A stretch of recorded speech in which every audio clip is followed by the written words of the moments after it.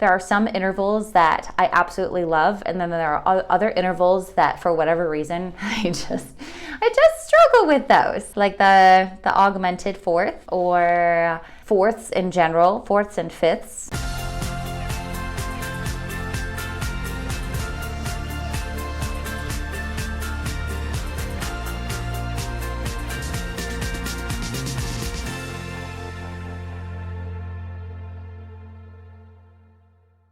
Hello there, Chelsea Melcher here with Red School of Music, and today we are going to talk about how to tackle the challenge of contemporary new music, especially if you're the first one and you're maybe doing a world premiere recording, or if you just have very challenging music, how to tackle that and put that all together. Let's jump right in. Here are some tips and tricks that I have learned along the way. I've actually had the honor to do quite a lot of new music and world premieres of pieces from composers.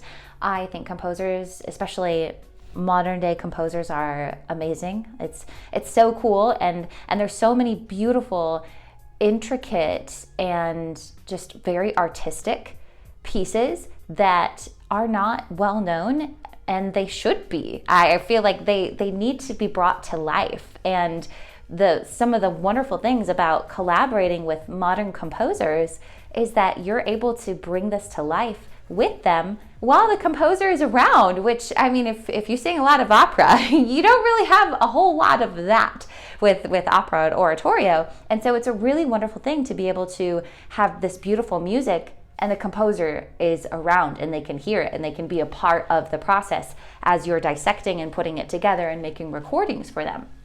So first off, realize that if you have the opportunity to do a recording of a new piece of music from a modern day composer, it's a gift, it's a blessing, because it's so cool. You have that ability to learn this music, the first person to record it, and to have that be kind of the ground level of the whole evolution of the pieces and who ends up singing them in the future. And it's a really fun way to look at it, because it can be very overwhelming. It can be very gruesome of a process when you're working on it and getting it together, especially if you're having to record it.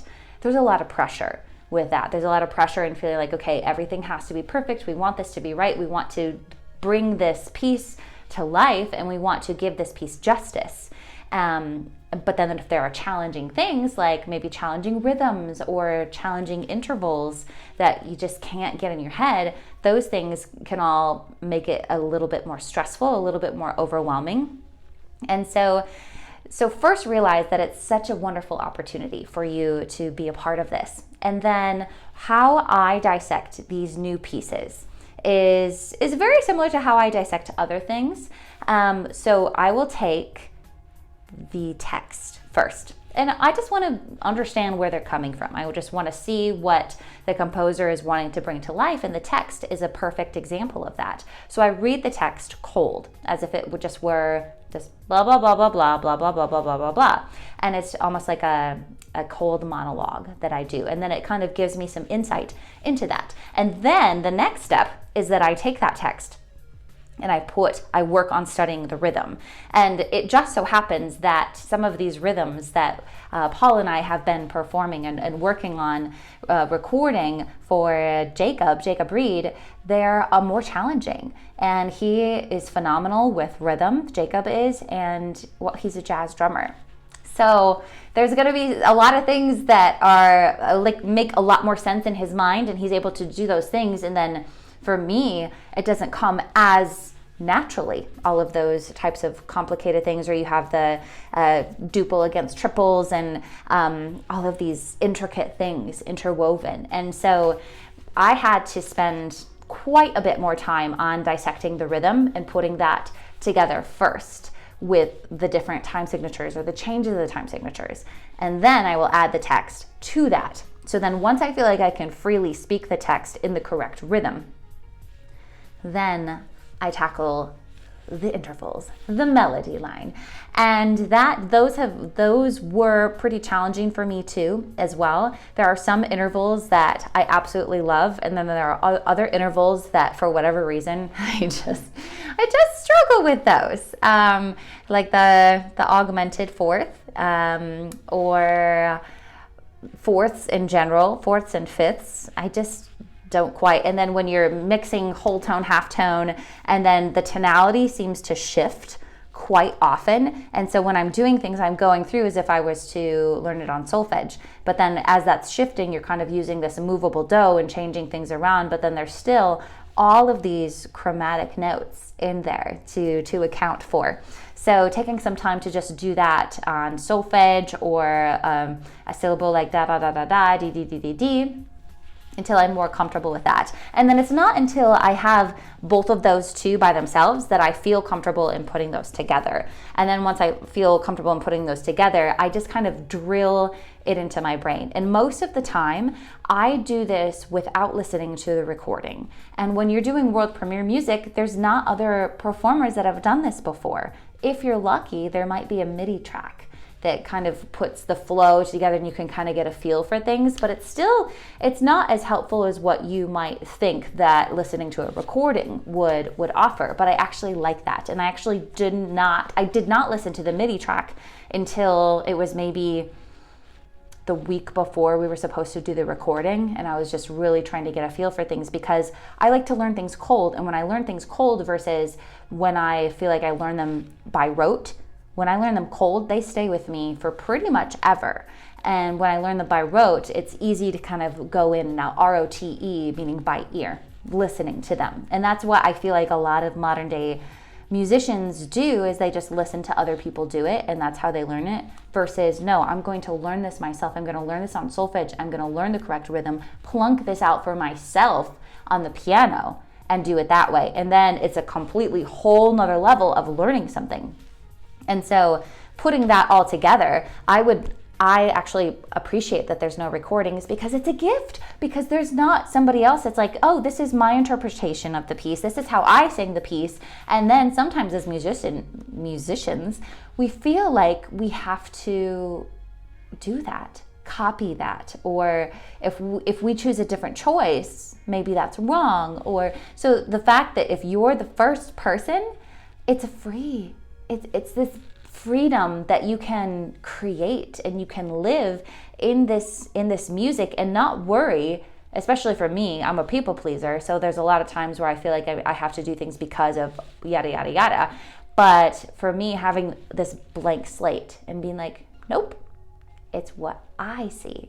It's what I interpret. And of course, I want to try to connect with the composer and their vision and try to understand that. But then that's what they want, is they want a real live human putting their humanness into the music. And so it's one of my favorite things to do. It's one of the most challenging things that I have to do in my career as a musician, is do world premieres. And it is one of the most rewarding things as well, because when you have a good recording and when you're proud of something, it's a wonderful feeling, but then you also feel like you were able to lay the groundwork for something, which is super cool to think about. So don't be afraid of new music. Don't be afraid of challenging music. Or if you have challenging music that it's not a world premiere, you can still work on putting that together and putting that in your rep and enjoying this opportunity for you to be challenged in every way of your musicianship. With interpretation, you can be challenged with your rhythm. You can be challenged with the melody and the notes and getting things to stick all together. And then it's also, you have to be challenged because it's not just a solo piece. I mean, you're collaborating, right? So when we did Jacob and Lauren's piece, Paul and I were collaborating, and we had to work separately for so long, and then we only put it together. Well, we have children, so it's also difficult to find time to put it together, but we put it together after we had ours, like, okay, I'm solid on this, I think I've got this, and then trying to see how it fits together, because sometimes, and this was an example with some parts of the pieces, sometimes the piano doesn't help. In fact, sometimes the piano would like totally throw me off. and that's how it's intended. But you can't rely on the tonality of the other instruments. You can't rely on any of that. You kind of have to read your music instead of just like, this is my line. You read your music with everyone else that's doing things and trying to put that all together. Extremely challenging. So that's a whole nother level of the challenge, which it proved to be so rewarding. And when we were in the recording studio with Jacob and Lauren, they were so awesome. They were so awesome to work with. They were so gracious. They were so, because our brains were like, because we had this several hours worth of recording time, and the music is challenging in itself. And say the pieces is like an average of maybe 12 pages, if that gives you some insight. And then we were recording, I think, about 4 pieces that day, all different pieces. And so there was a lot of brain power going into that. And Jacob and Lauren they were so kind, they were so gracious, and it was super fun to be in the recording studio. And it was a wonderful opportunity to just be able to do that with them. And it's like at the end, my brain was like, I had nothing left. We were just trying to talk and hang out just a little bit, and I felt like I was just kind of like, I guess there's just nothing left. But anyway, thanks for joining today, talking about new music, the challenges of new music, and how to go about those things that you could be the world premiere for those initial recordings for contemporary composers. I want you to imagine what it would be like if you had so much focus, so much zen, so much peace, so much calmness, and so much excitement at the same time before a performance. As in, like, you're not getting in your head, you're not freaking out, you're not becoming a basket case, or you're not a hot mess. So if you feel like sometimes that is you, imagine what it would feel like if that wasn't the case, if that wasn't a problem anymore. It would be pretty awesome, right? So what is the first step to that? Working with your mindset. So if this is something that's of interest to you, I recommend going to stopcaringwhattheythink.com. If you're a performer and you want to have more confidence, if you want to get out of your head, these are tips and tricks that I'm offering to you for free. It's a free resource that can help you have more confidence, to manage that anxiety, and just to feel like you can enjoy life again. You can enjoy performing. That's what it's all about, right? So stopcaringwhattheythink.com. Thanks for joining me today. I hope you had a wonderful time. If you like the video, if you learned something, please like and subscribe so that you are the first to know about when a new video is released.